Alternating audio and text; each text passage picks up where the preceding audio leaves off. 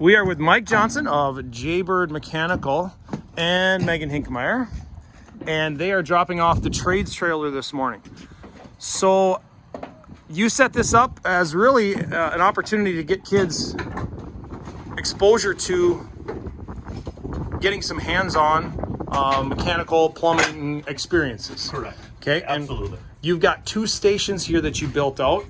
Why don't you explain to us what we'll be doing, and I don't know what we're gonna learn from it.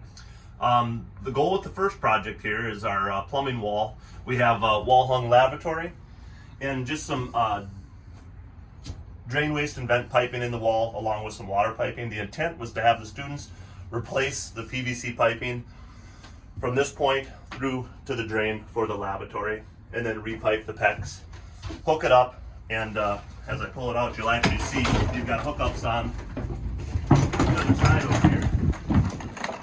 So we can hook it up and actually run some water through it. Test it for leaks? Absolutely. The toilet one is very similar.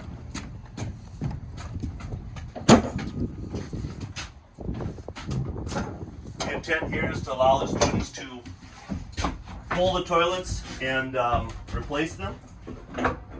And once again, fire them up and check for leaks. Hookups are on the other end of this one.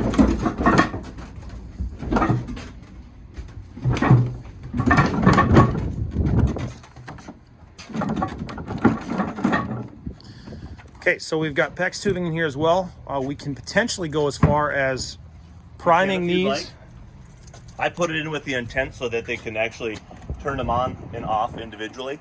So as one person sets it maybe a little faster than the other one, sure, they can turn one off and still have the other one off while that person's completing the project. Gaskets and everything underneath? They are, but we didn't use wax. We actually used a kind of a hybrid foam, so they're reusable. Okay. There is replacements if they get lost or broken. Okay.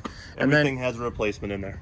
This is what typically on a trailer, a job site trailer, you'd have something similar where you'd have an inventory of major parts, and you've got that in here too. Yep, all the replacement parts for the DWV on the wall.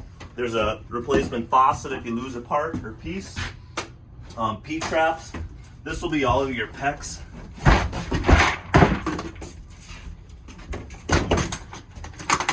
So it'll have all your PEX fittings to repipe that. And the tools, both a Milwaukee and a DeWalt for expanders. Okay. If you want to go as far, no one's done it yet, got a couple plungers. If you want to kind of mock them up, plug them up, throw a bunch of tissue in them, and you want to show the guys how to plumb a toilet, or the class how to plumb a toilet, or plunge it. As I mentioned, we've got hoses for hooking up the water, and then we've also got